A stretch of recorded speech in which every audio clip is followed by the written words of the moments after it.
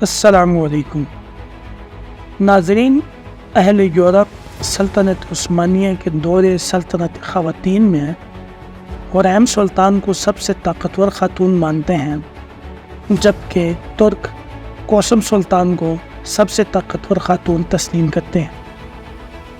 آج کی ویڈیو میں ہم دونوں اطراف کی آراء اور حقائق کو سامنے رکھ کر آپ کو بتائیں گے کہ ان میں سے زیادہ طاقتور کون تھی۔ آگے بڑھنے سے قبل آپ سے گزارش ہے کہ اگر آپ ہمارے چینل پر نئے ہیں تو ہمارے چینل کو سبسکرائب کریں تاکہ آپ ہماری آنے والی اگلی ویڈیوز بر وقت دیکھ سکیں۔ نمبر 1، حریم سلطان اور کوسم سلطان پیدائش سے سلطانی حرم تک۔ ناظرین، حریم سلطان کا پیدائشی نام روکسلانا تھا اور یہ یوکرائن میں پیدا ہوئی تھی۔ روسی تتاریوں نے جب مغربی یوکرائن پر حملہ کیا تو اسے غلام بنا لیا گیا۔ یہ پھر بحیثیت غلام بکتی بکاتی آخر استنبول میں عثمانی بادشاہ کے حرم پہنچ گئی۔ اس وقت ان کی عمر 26 سال تھی، جبکہ کوسم سلطان کا پیدائشی نام اناستاسیہ تھا اور یہ 1589 میں یونان کے جزائر کے ایک علاقے جزیرہ تینوس میں پیدا ہوئی۔ یہ نسلاً یونانی تھی اور خیال کیا جاتا ہے کہ کوسم کے والد غالباً جزیرہ تینوس کے ایک مسیحی راہب تھے۔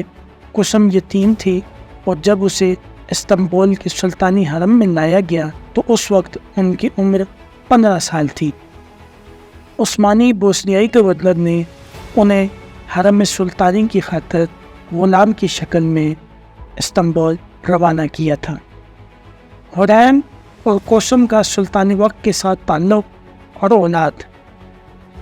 ناظرین، جب حریم استنبول پہنچی تو اس وقت سلطنت عثمانیہ کے سلطان سلیمان اعظم کا دور تھا، جنہیں ایک عظیم اور طاقتور سلطان مانا جاتا ہے۔ حریم ان کی منظور نظر کنیز بن گئی تھی اور سلطان نے باقی کنیزوں سے تعلق ختم کر دیا تھا اور صرف حریم کے پاس جاتے تھے، جس کی وجہ سے حریم ایک طاقتور خاتون کے طور پر ابھری اور وقت کے طاقتور سلطان کی کنیز ہونے کی وجہ سے حرم میں سلطنت کے سیاسی معاملات میں اپنا جلوہ دکھایا، اور وقت کے طاقتور سلطان کی کنیز ہونے کی وجہ سے حرم میں یعنی سلطنت عثمانیہ کی سیاسی معاملات میں اپنا جلوہ دکھایا۔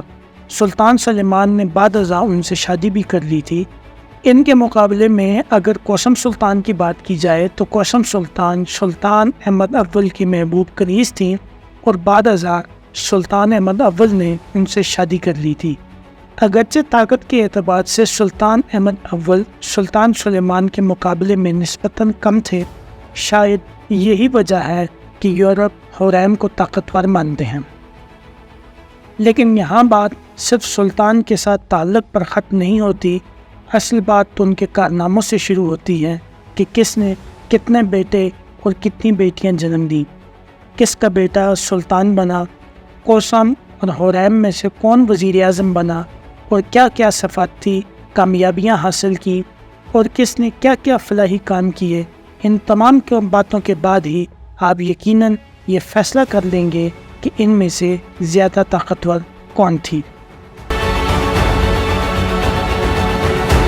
بحیثیت اولاد، کوسم نے سلطان احمد اول کے 5 بیٹوں اور 4 بیٹیوں کو جنم دیا، جبکہ حریم نے سلطان سلیمان کے 4 بیٹوں اور 1 بیٹی کو جنم دیا۔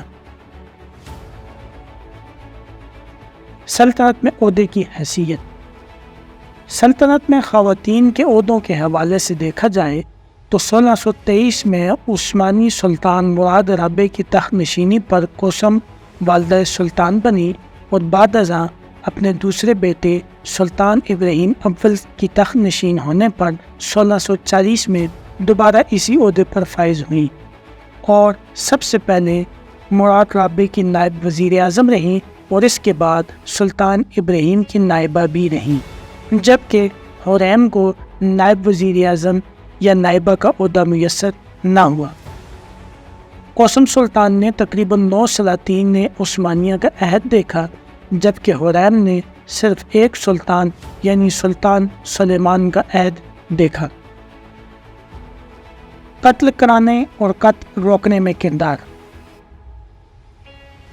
قتل کرانے اور قتل روکنے میں کردار۔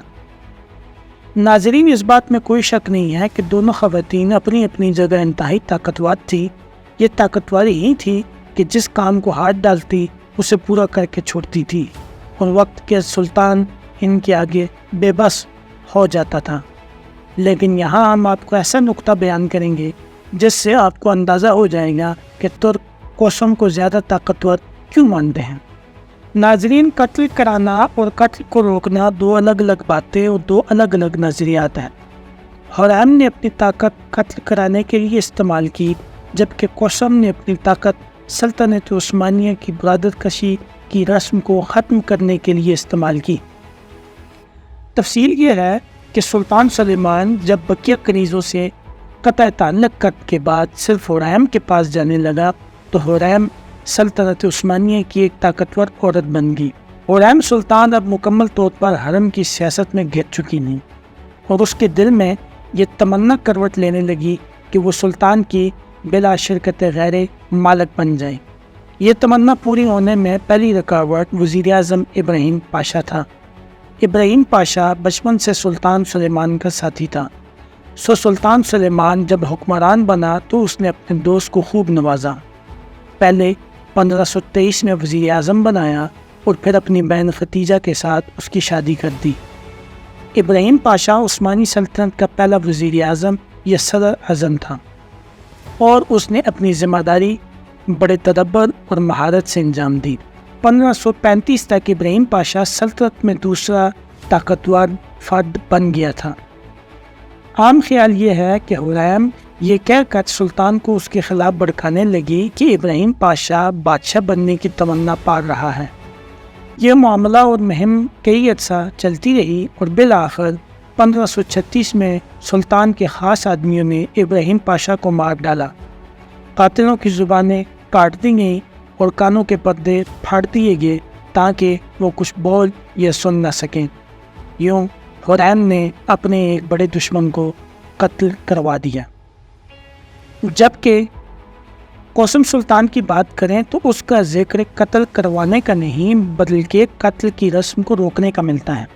اس کی تفصیل یہ ہے کہ سلطان احمد اول کے والد سلطان محمد سوم جب 1595 میں تخت نشین ہوئے تو انہوں نے مورخین کے مطابق فوراً ہی اپنے 19 بھائیوں کو ہلاک کروا دیا تھا۔ اس سے پہلے ان کے دادا سلطان مراد سوم نے 1574 میں اپنی تخت نشینی پر اپنے 9 اور کچھ محققین کے مطابق 5 چھوٹے بھائیوں کو ہلاک کروا دیا تھا۔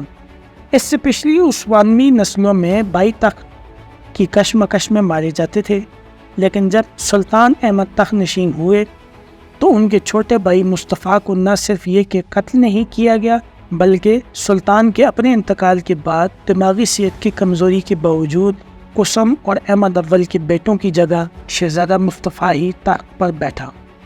مورخین کا خیال ہے کہ بھائیوں کے قتل کا سلسلہ ختم کرنے کی کوشش اور خاندان کے سب سے بڑی عمر کے شخص کو تخت پر بٹھانے کی اس پیش رفت میں بھی قسم سلطان کا اہم کردار ہے۔ قسم سلطان تاریخ سے واقف تھی اور انہیں سمجھ تھی کہ اگر تاریخ دہرائی گئی اور سلطان احمد نے اپنے بھائی کو قتل کر دیا تو پھر سلطان احمد کے بعد جب ان کا بیٹا عثمان دون جو کہ قسم سلطان کا سوتیلا بیٹا تھا یا کوئی اور بیٹا تخت پر بیٹھا تو ان کے باقی بیٹوں کی زندگی میں خطرے میں ہوگی۔ انہوں نے غالباً اسی خطرے کے پیش نظر ان کے بیٹے ایک دوسرے کو نہ مارے مصطفیٰ کی جان بخشی اور خاص طور پر بعد میں ان کی تخت نشینی کی حمایت کی۔ صفاتی کارنامے۔ ناظرین، اگر صفاتی کارناموں کی بات کی جائے تو حرام سلطان صفاتی محاذ پر بھی بہت متحرک تھی۔ ان کی ایک مثال یہ کہ سلطان سلیمان کے دور میں حرام سلطان کے آبائی علاقے پولینڈ سے سلطنت عثمانیہ کا مسلسل رابطہ رہا۔ پولینڈ کے بادشاہ اول حرام سلطان کی کوششوں کی وجہ سے ہی سلطنت عثمانیہ کے ساتھ امن قائم رکھنے میں کامیاب رہے۔ یہی نہیں हुरैम सुल्तान का ख़त के ज़रिए सफ़वी बादशाह की बहन सुल्तानम से भी रब्ता था। मुमकिन है कि जब सुल्तान सुलेमान का मकसद सुलह होता था तो वो हुरैम सुल्तान के ज़रिए बात करते थे। जबकि कुसम सुल्तान खूबसूरत, ज़हीन और बहुत सी सलाहियतों की मालिक थी और बादशाह हर वक्त उसे साथ रखना चाहते थे। सन 1616 में इस्तांबुल में एक यूरोपीय एहलकार ने रिपोर्ट दी थी कि कुसम बादशाह की सबसे ताकतवर और करीबी मावन है। वो सफारती मामलात में बादशाह से जो चाहे करवा सकती है, उसे कभी ना नहीं की जाती, लेकिन वो बादशाह को नाराज़ करने के डर से रियासत के आम मामलात में कम बोलती है। फलाही कारनामे। हुरैम सुल्तान की बड़ी कामयाबियों में सल्तनत भर में फैले हुए फलाही काम थे। मुअर्रिख लिखते हैं कि उन्होंने मस्जिदें, अस्पताल, यतीम खाने, लंगर खाने और पीने के पानी की सहूलियात में बहुत दिलचस्पी ली और खैराती अदारे भी कायम किए। हुरैम सुल्तान ग़ुलामों को आज़ाद करवाने में बड़ी दिलचस्पी लेती थी, जिसकी वजह शायद उनका अपना माजी का तजर्बा था जिसे वो नहीं भुला सकी थी। उनके फलाही काम उनके बाद भी निचली सतह तक हज़ारों ख़वातीन को फ़ायदा पहुँचाते रहे।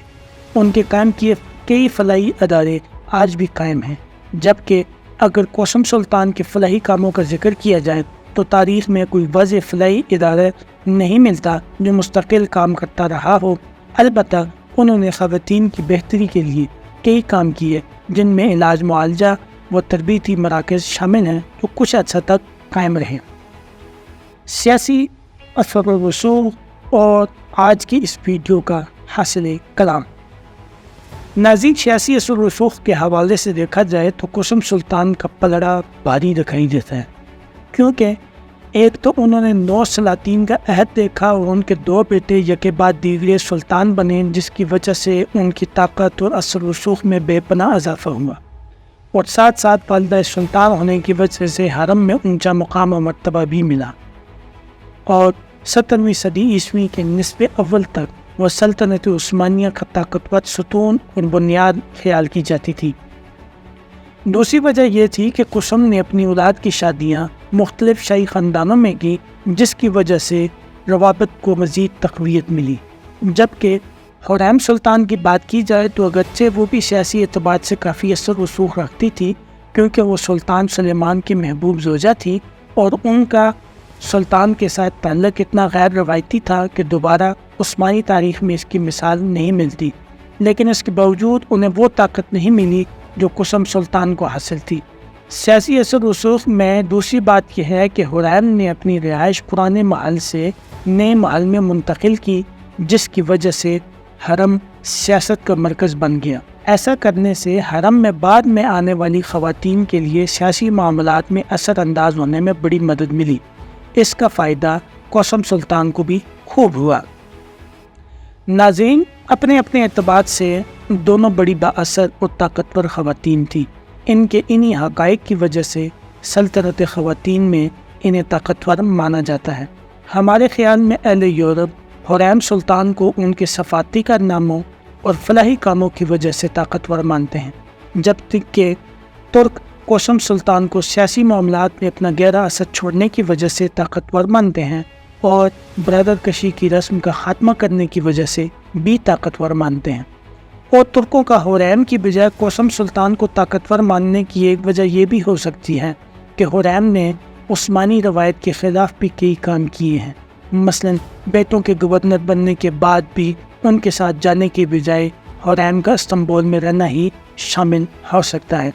नाज़रीन, आप अपने कमेंट में राय दें कि आपको हुरैम और कुसम सुल्तान में सबसे ज़्यादा ताकतवर कौन लगा। शुक्रिया।